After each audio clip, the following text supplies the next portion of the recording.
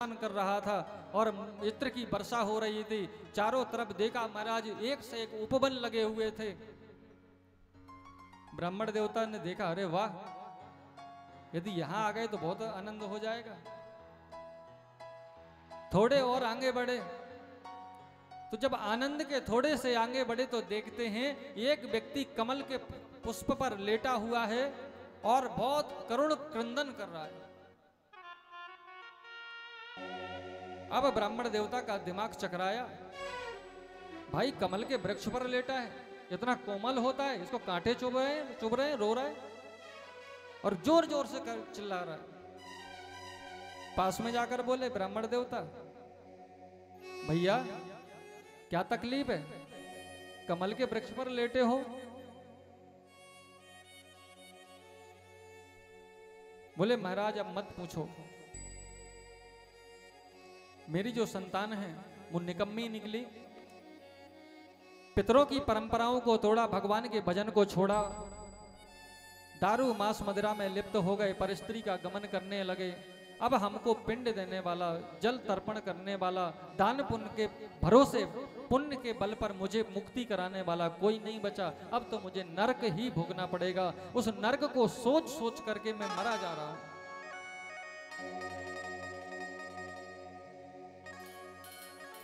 ब्राह्मण देवता बड़े परेशान हो गए कि यहां अपने कर्म को तो भोगना ही पड़ता है, परंतु यदि संतान भी गलत करे तो भी भोगना पड़ता है। बड़े परेशान हुए, मन खिन्न हो गया, स्वर्ग मानो काटने को दौड़ने लगा।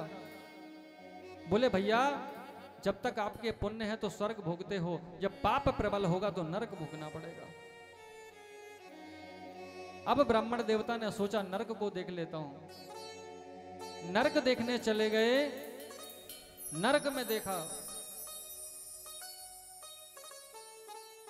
मलमूत्र विष्टा से एक नदी जिसमें लोग फेंके जा रहे हैं, अनेक अनेक प्रकार के सांप, कुरु नाम के पक्षी लोगों को डस रहे हैं, किसी को तलवार से काटा जा रहा है, किसी को नाखूनों से नोचा जा रहा है, किसी को धधकते हुए आगे के गोले पर दौड़ाया जा रहा है।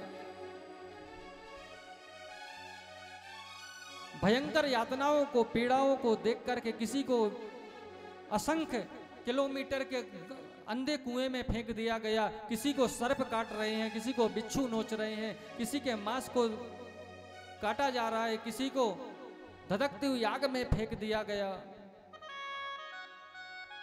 अब ब्राह्मण देवता सोचे, वो व्यक्ति सही रो रहा था कि अब मुझे पाप का, जैसे मैंने पक्षियों को मार के खाया,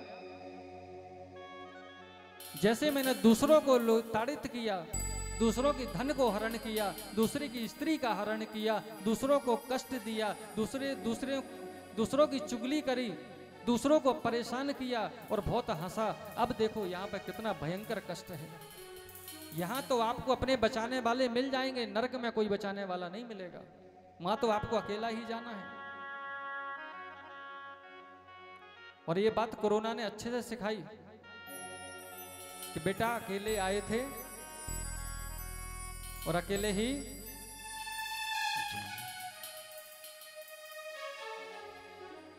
ब्राह्मण देवता आगे बढ़े। देखते हैं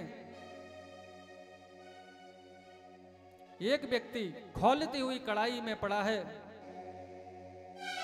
तेल की खौलती हुई कढ़ाई में, और हंस रहा है।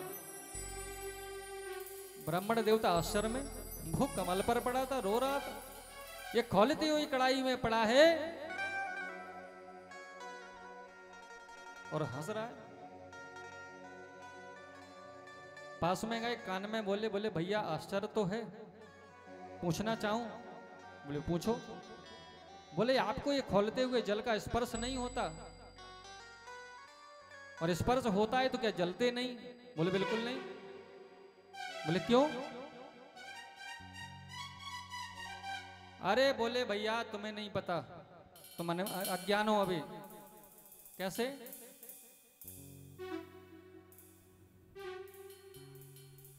बोले भैया आज कितनी तारीख है? 24 मई।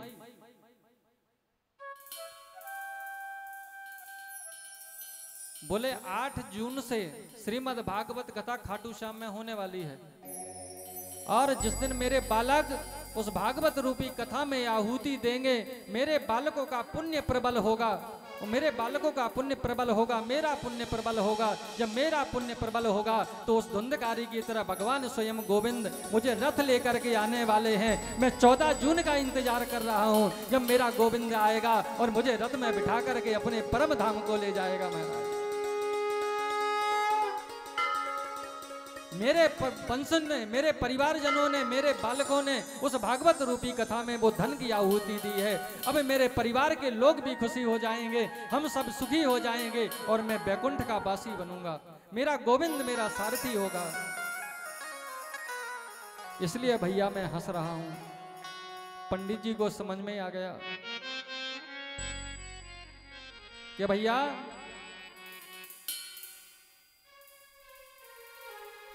जो इस ऐसे अनुष्ठानों में मेरे गोविंद के, ये काम किसी का नहीं है। ये भागवत रूपी कथाएं, ये सत्संग, ये भंडारे एक गोविंद का काम होता है, किसी एक आदमी का काम नहीं होता है। ये कथा सिर्फ गौरव सैनी नहीं कर रहे हैं, ये कथा हमारी दादी नहीं करवा रही हैं, ये कथा जिन्होंने इतने सारे लोगों ने दान किया है वो सब मिल करके एक साथ भगवान का काम को संभाल रहे हैं। थोड़ा थोड़ा गोविंद के काम को सहारा दे रहे हैं। और मेरा गोविंद के जब काम को कोई सहारा देता है तो मेरा ठाकुर उसको हिट लिस्ट में सबसे पहले रख लेता है। और उसके बाद उसको सोचना। तो 24 तारीख जब आई थी, हम दादी के घर पर सबसे पहले गए थे। हमने कहा दादी गोविंद का काम है, सबसे पहली आहुति आपके हाथ से होगी। क्योंकि जितने मेरे धार्मिक अनुष्ठान होते हैं सबसे पहली आहुति हमारी दादी की होती है। क्यों? मैं सबके दर पर नहीं गया मांगने के लिए, जो YouTube में देख रहे होंगे वो सुन लें। हम उसके ही दर पर गए जो खुशी से मेरे गोविंद के काम में आहुति देना चाहता था, और जिसका मेरा गोविंद इस काम में लगवाना चाहता था उसी व्यक्ति ने बिन मांगे दिया। तो जो 24 तारीख को जब मेरे अंकल और आंटी, सैनी अंकल और सैनी आंटी को ही पता चला होगा कि हमारी पालम वाली धर्मशाला में फिर से कथा होने वाली है, और जब गोविंद का अनुष्ठान होता है तो भगवान कहते हैं ओए साइड हो जाओ, ये मेरे बंदे हैं, आने दो VIP गेट से अंदर। और जब वो वहां से आशीर्वाद देते हैं पितरों के रूप में, तो यहाँ की संतान सुख भोगती है, बड़े बड़े राजपाट संपदा को पाती है और अंत में अपने परम धाम को प्राप्त करती है। तो श्रीमद् भागवत रूपी ये कथा हमको भी मुक्त करती है। और इस भागवत में जिन लोगों ने आहुति दी, मैं आपको बता दूं, कई लोग सोचते हैं कि ये सारा पैसा तो पंडित के हाथ में चला जाएगा या करने वाले के हाथ में चला जाएगा। विचार करिए, इस पैसे से, ये जो आपने पैसा दिया है, फूल वाले के घर में गया, मटके वाले के घर में गया, बांस वाले के घर में गया, अगरबत्ती वाले के घर में गया, नारियल वाले के घर में गया, साउंड वाले के घर में गया, बजाने वालों के घर में गया। विचार करिए, आपकी कमाई, मेहनत की दी हुई कमाई से कितने परिवारों को खुशियां प्राप्त हो रही हैं। और जिस गोविंद के काम से ही हजारों घर में दीपक जलते हैं, ऐसे ही मेरे गोविंद की भक्ति है। तो ये भागवत रूपी कथा सैकड़ों परिवारों को चला रही है महाराज, और हम आपको पुण्य के रूप में गोविंद प्राप्त हो रहे हैं। तो ऐसे ही मेरे गोविंद का ये भक्ति है, ये गोविंद की मस्ती का जाम है, और ये पितृ मोक्ष की कथा है। जो इस कथा को सुनता है उसके पितृ भगवान के बैकुंठ के अधिकारी होते हैं और हम सभी को सुख प्राप्त होता है। अब अंतिम 10 मिनट की कथा है और हम सभी लोग आरती करेंगे। सिर्फ भागवत कथा के विधान को समझ लेते हैं। भागवत कथा श्रोता और वक्ता के नियम क्या होने चाहिए। सबसे पहले श्रोता के लिए और वक्ता के लिए जमीन पर आसन रख हो सके तो निराहार 7 दिन रहें, नहीं रह सकते तो फलाहार लें, फलहार आहार नहीं तो एक टाइम भोजन लेकर के इस कथा को श्रवण करें। शारीरिक कोई समस्या है तो दोनों समय भोजन ले सकते हैं।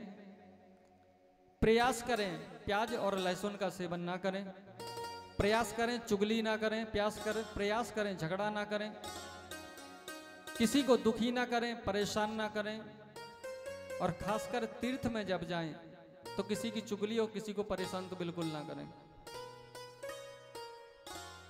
और 7 दिन तक मन और वाणी से किसी के बारे में बुरा ना सोचें, सिर्फ भगवान के नाम का स्मरण करें और 7 दिन तक कथा सुने। और 7 दिन के बाद जो भी बने,